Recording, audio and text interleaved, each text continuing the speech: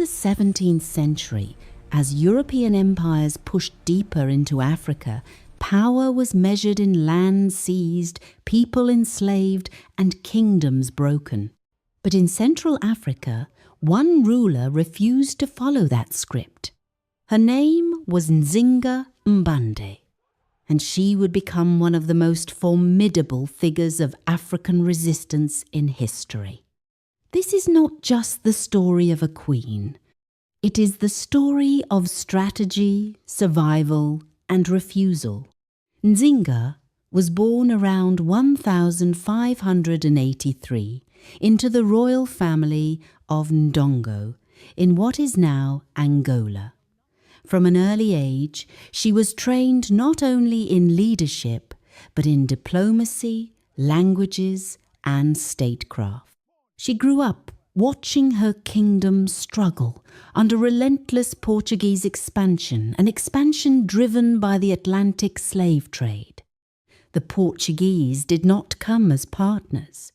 They came demanding captives, land, and submission.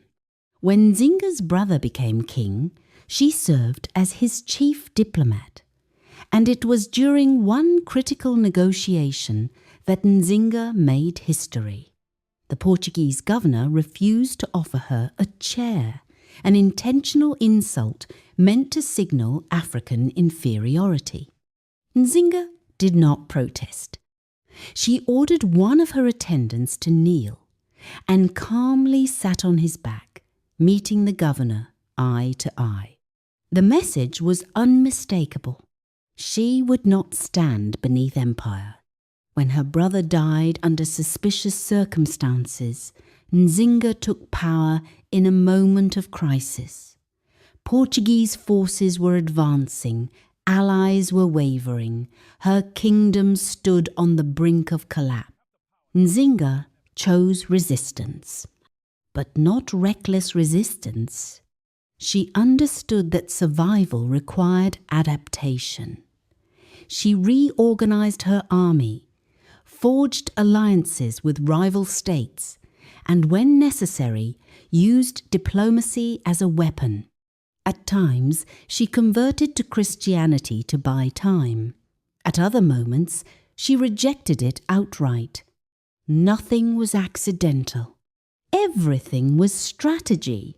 When Ndongo became impossible to defend, Nzinga did something extraordinary.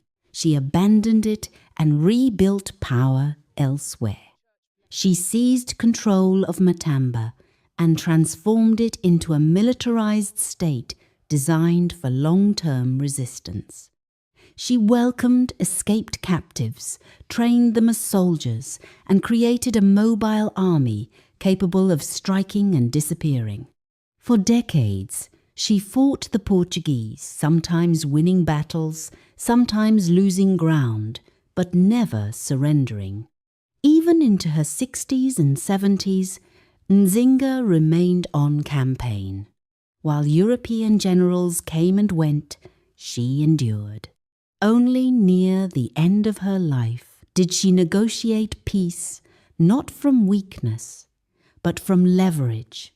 She secured recognition of her authority and protection for her people.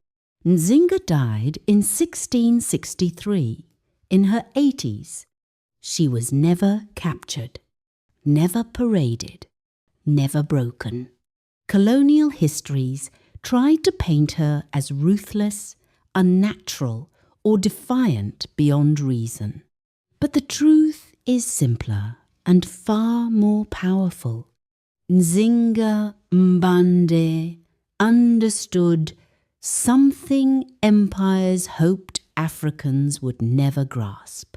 That resistance is not always loud, that survival can be strategic, and that dignity is worth defending even when the odds are impossible.